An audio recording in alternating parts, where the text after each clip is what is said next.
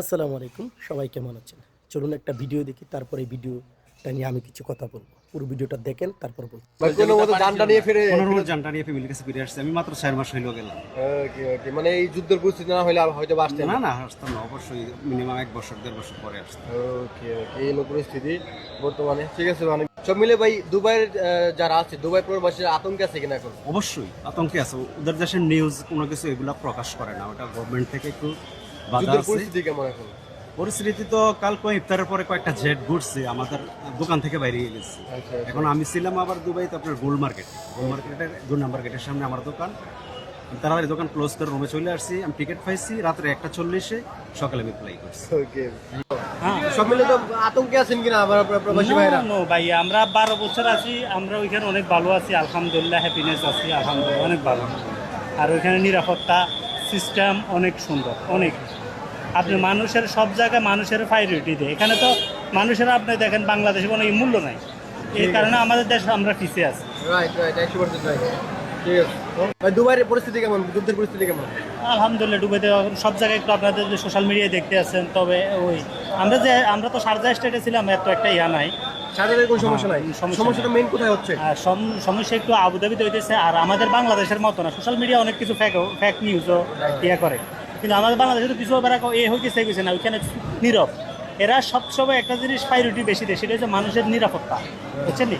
মানুষ সেভে থাকুক, তাদের ভিতরে ভয় ভীতি কাজ না। তো যাই হোক, ভিডিওটা আপনারাও দেখলেন, আমিও দেখলাম। ভিডিওটা দেখে কি বলবো বলেন? এই সব লোক দেশে আসতেছে দুবাই থেকে, অন্য জায়গা থেকে এসে বাংলাদেশে আরও আতঙ্ক সৃষ্টি করতেছে বর্তমানে। এই যে একটা ভাই বলল যে তিনি আরও পরে আসতেন, 1-1.5 বছর পরে আসতেন, কিন্তু দুবাইয়ে তো পরিস্থিতি খারাপ থাকার কারণে তিনি চলে আসছেন। তিনি নাকি 4 মাস আগে প্রবাসে গেছেন, 4 মাস পরে তিনি চলে আসছেন, তো 1-1.5 বছর থাকতেন। আরে ভাই, তুমি যে প্রবাসে গেছো, 4 মাসে পরে চলে আসলা, তুমি যদি যুদ্ধ নাও লাগতো, যুদ্ধের পরিস্থিতি নাও থাকতো, তুমি কিন্তু চলে আসতা, এটা 100%। কারণ তুমি প্রবাসী লোক না। যারা বিদেশে যায় তারা প্ল্যান করে যায় 5 বছর, 8 বছর, 10 বছর বিদেশ করবে, হয়তো 2 বছর 3 বছর পর পর সে দেশে আসবে। এবং তুমি বলতেছো যে দেশের পরিস্থিতি খারাপ, ভয়াবহ পরিস্থিতি, তাই তুমি চলে আসছো, না তো 1-1.5 বছর পরে আসতা। তোমার পাশের বাসায় একটা পড়ছে, এই পড়ছে, সেই পড়ছে, এইসব কথা বলে কেন ভাই অন্য ভাইদের মাথাটা তুমি নষ্ট করতেছো? আমরা কি দুবাইতে থাকি না?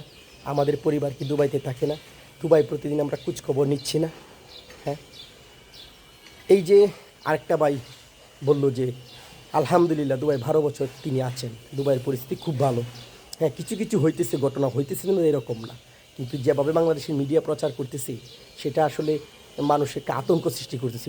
বাংলাদেশের মিডিয়ারও অনেক সমস্যা। একটা ভাই যখন প্রবাস থেকে আসে, তাদেরকে অন্য নানান রকম উল্টাপাল্টা প্রশ্ন শুরু করে দেয়, বারবার প্রশ্ন করবে কী অবস্থা আছেন, কী অবস্থা আছেন। হ্যাঁ, এই হলো কথা আর কি।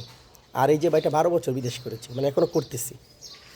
আর এই যে দ্বিতীয় ভাইটা বললো যে 4 মাস, কী আর বলবো, বলতে এরকম অনেক প্রবাসী বর্তমানে বাংলাদেশে এসে, মানে দুবাই বলেন, অন্য রাষ্ট্র বলেন, তাদের মানে যেটা হইতেছে না সেটাই বলতেছি।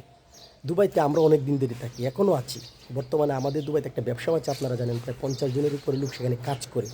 তা আমরা কি সেটা খবরাখবর নিতেছি না, কী অবস্থায় আছে?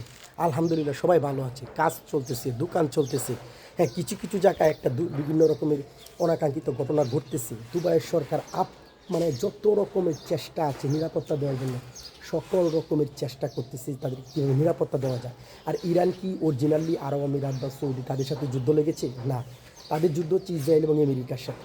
কিছু কিছু জায়গায় তাদের যেহেতু উচ্চ পর্যায়ের নেতা, তাদের খুন হয়ে গেছে, তাদের কূপ থাকবে, তাদের মনে মাথা নষ্ট থাকবে, তাই তারা বর্তমানে আমেরিকান যে ঘাঁটিগুলো আছে বা বিভিন্ন জায়গায় আছে, তারা সামান্য একটু আতঙ্ক সৃষ্টি করার জন্য তারা হামলা করতেছে। তবে এই না যে একটা সব ধ্বংস হয়ে যাচ্ছে, কাজ নাই, বন্ধ, রাস্তাঘাট বন্ধ, হয়রানি হয়ে যাচ্ছে, মানে মানুষ আতঙ্কে আছে, এরকম কিছুই না ভাই। এই তথ্যগুলো দিয়ে কেন দিচ্ছেন আপনারা বলেন? এই তথ্যগুলো দিয়ে কেন মানুষকে ধোঁয়া করেন যাতে যুদ্ধটা থেমে যায়? মানুষ যাতে, যুদ্ধটা থেমে গেলেই তো সব কিছু শেষ। এটা তো আর আমিরাতের সাথে যুদ্ধ হচ্ছে না, সৌদির সাথে যুদ্ধ হচ্ছে না। যুদ্ধটা যাতে থেমে যায়, সকল প্রবাসী যাতে সেভে থাকে।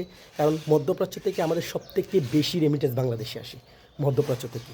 তাই মধ্যপ্রাচ্য থেকে যে এত এত রেমিটেন্স আসতেছে, সেটা যদি আজকে সমস্যা একটা হয়ে যায় পরবর্তীতে, তাহলে বাংলাদেশের কী হবে বলেন? যারা এত আশা করে প্রবাসী যে তাদের কী হবে ভাই? এগুলো বাদ দেন। বাংলাদেশের মিডিয়াকে বলবো আপনারা ওইগুলো বাদ দেন, বাদ দিয়ে যেটা সত্য সেটা প্রচার করেন। এমন তথ্য প্রচার করবেন না মানে যেটাতে প্রবাসীর পরিবার আতঙ্ক হয়ে যায়। আল্লাহ তাআলা সকলকে হেফাজত করুক, হেদায়েত করুক। ভালো থাকবেন, আল্লাহ হাফেজ।